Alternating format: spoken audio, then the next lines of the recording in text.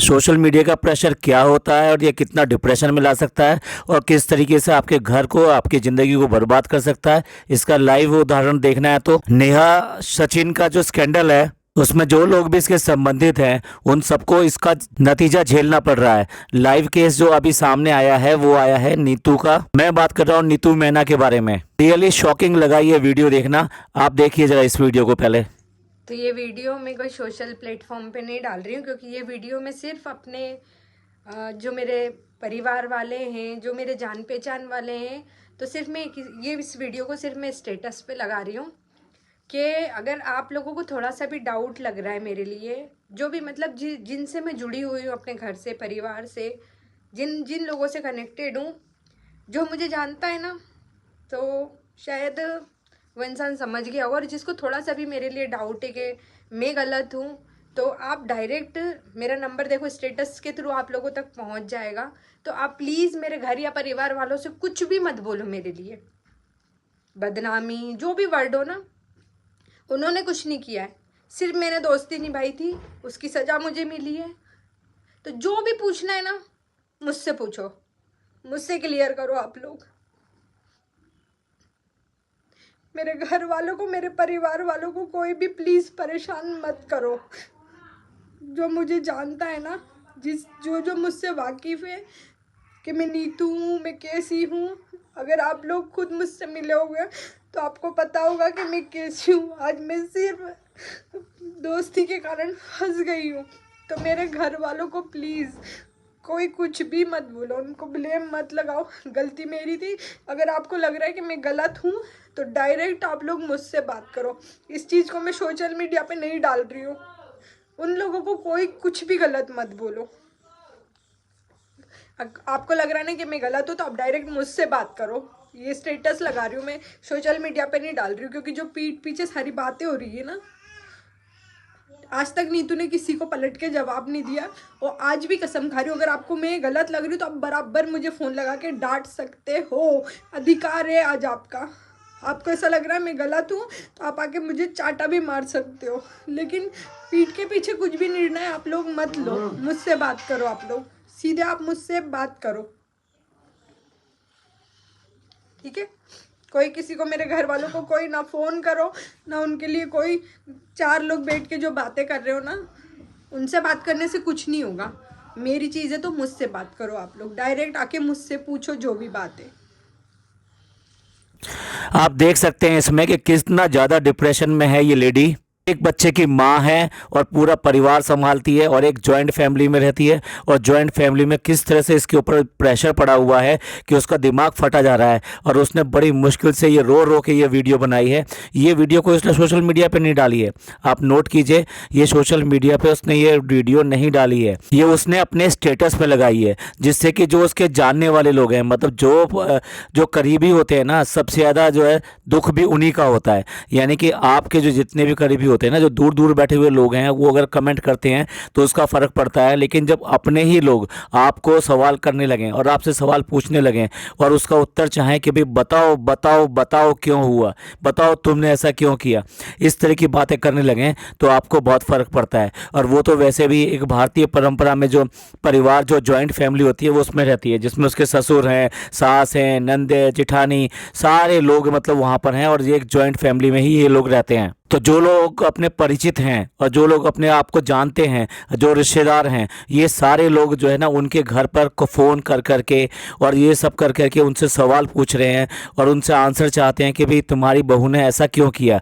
तुम्हारी भाभी ने ऐसा क्यों किया, तुम्हारी वाइफ ने ऐसा क्यों किया। यानी तरह तरह के सवाल, हर रिश्ते के सवाल उससे पूछे जा रहे हैं कि उसने इस तरह से उसमें गलत काम में भाग क्यों लिया। जैसे कि ये सारी कंट्रोवर्सी के लिए हैं, वो लोग तो कुछ भी जिम्मेदार नहीं है, सारी जिम्मेदारी जो है इसी औरत की है, जिसने कि वो ऐसे फ्रेंड उनको हेल्प किया। ये कहिए कि उसकी छोटी बच्ची का मुंह देखकर उसने चुप लगाया और उसने जो ज़्यादा बातें इस बारे में नहीं करी। तो भाई पहले तो हम उसके लिए बात करेंगे कि उसको इतना तंग किया जाना और इस तरह ज़्यादा ट्रोल किया जाना, उससे इतने सवाल पूछे जाना, ये गलत है। ये बिल्कुल भी आप उससे इस तरह का मत कीजिए। इससे उसका मानसिक संतुलन एकदम बिगड़ रहा है और वो इस स्थिति में है कि उसके घर में एक ससुर हैं उसके, जो बेसिकली काफ़ी बुजुर्ग हैं और ज़्यादा उम्र के हैं और उनको हार्ट की प्रॉब्लम भी है। और ऐसा बताया गया उसकी फ्रेंड जो मीशू के द्वारा, मीशू ने एक वीडियो डाली है जिसने इस बात का खुलासा किया है कि किस तरीके से उसने स्टेटस पे ये वीडियो लगाई है और उसको इस बात को देखकर बहुत ज़्यादा दुख हुआ है। हमारे लिए भी ये बहुत ज़्यादा शॉकिंग है कि कोई व्यक्ति इतना ज़्यादा डिप्रेशन में चला जाए, इतना ज़्यादा मेंटल ट्रॉमा में चला जाए, तो ये अच्छी बात नहीं है। जैसा कि मैंने बताया उसके ससुर जो है हार्ट पेशेंट है और उनको ऑलरेडी 3 बार जो अटैक आ चुका है और सब परिवार वालों की मतलब प्रार्थनाओं के आगे भगवान ने उनको जो अभी तक वो ठीक हैं और दवाइयाँ और ये सब चीज़ें ले रहे हैं और स्टेबल हैं। लेकिन किसी ने उनको भी कांटेक्ट किया है और उनको बताया है कि नीतू ने ये क्या किया है, जो बेसिकली सबकी इज्जत जो है दांव पर लग गई है और परिवार की इज्जत जो है मिट्टी में मिल गई है। ऐसे में उन्होंने जो है नीतू से सवाल किया है। नीतू उनका हाथ पकड़कर बहुत बहुत देर वहाँ पर रोई है और अपनी गलती को उसने स्वीकारा है कि मेरी ये गलती है कि मैंने एक सहेली होने के नाते, एक फ्रेंड होने के नाते, एक दोस्त होने के नाते सिर्फ और सिर्फ उसका साथ दिया था, पर मैंने कुछ ऐसा नहीं किया है कि जिसमें शर्मिंदा होना पड़े या आपको बुरा लगे। और इस सब के लिए वो माफ़ी भी मांगती है कि भाई मेरी गलती थी कि मैंने चुनाव जो है गलत किया, एक गलत दोस्त का साथ दिया। अब नीतू मैना ये कहती हैं कि भाई उनको अपने ससुर की जो जान है या ये कहिए कि उनका जीवन है वो बहुत सर्वोपरि है और वो सबसे ऊपर है। तो इसकी वजह से अगर उनको इस डिप्रेशन की वजह से कुछ होता है तो पूरी की पूरी फैमिली, आप समझने की कोशिश कीजिए एक जॉइंट फैमिली में किस तरह से होता है। तो अगर पूरी की पूरी फैमिली इस बात का दोष किसको ठहराएगी, इस बात का दोषी जो है उसी को ठहराएगी, नीतू को ही ठहराएगी। और ऐसे में नीतू ये बर्दाश्त करने की कंडीशन में बिल्कुल भी नहीं है, वो ऑलरेडी मेंटल ट्रॉमा में चल रही है। तो अगर ऐसा कुछ होता है तो उसने क्लियर कट अपनी वीडियो में ये कहा है कि वो अपनी जान भी गंवा देगी। तो भाई मेरी आप सबसे रिक्वेस्ट है, जो कि व्यूअर्स हैं, जो कि रिएक्शन चैनल वाले हैं या फिर कोई भी है, वो कम से कम जो है इस बारे में अब उसका नाम बिल्कुल लेना बंद कर दीजिए। वो चाहे आप किसी की वीडियो पे भी मतलब उसका नाम लेके बात कर रहे हो, आई मीन जो कमेंट करते हैं आप लोग या रिएक्शन चैनल वाले नाम उसका यूज़ करते हैं, तो मेरी रिक्वेस्ट है कि अब उसका नाम इस सब के बीच में ना लिया जाए और किसी भी वीडियो के नीचे जो कमेंट होते हैं उसमें भी उसका नाम ना लिया जाए। एटलीस्ट एक व्यक्ति की जो ज़िंदगी है वो इतनी मूल्य तो रखती है कि आप लोग जो है इन सब चीज़ों से दूर रहें और डायरेक्ट और इनडायरेक्ट किसी भी तरीके से कमेंट में उसका नाम ना लाएं, जिससे कि उसकी फैमिली के ऊपर और ज़्यादा प्रेशर ना पड़े। क्योंकि मैं ये मानता हूँ कि जो सही लोग होते हैं ना, वो अपनी इज्जत को बहुत बड़ा समझते हैं, पैसा और इन सब चीज़ों से बहुत ज़्यादा समझते हैं। और जब बहुत सारा पैसा आ जाता है ना, तब लोगों के जो है ना अपनी इज्जत के मामले में बिल्कुल अलग डेफिनेशन हो जाता है। वो समझते हैं हम पैसे से सारी चीज़ें मैनेज कर लेंगे तो हमारी इज्जत तो हमारी है, यानी हमारी इज्जत नहीं है, हमारे पैसे की इज्जत है, इसलिए लोग बाग हमारे सामने या हमारे पीछे कुछ भी नहीं कहेंगे। लेकिन भाई एक मिडिल क्लास फैमिली जो आम हिंदुस्तानी है या आम आदमी है, उसके लिए इज्जत जो समाज के अंदर बहुत मायने रखती है, बहुत ज़्यादा मायने रखती है।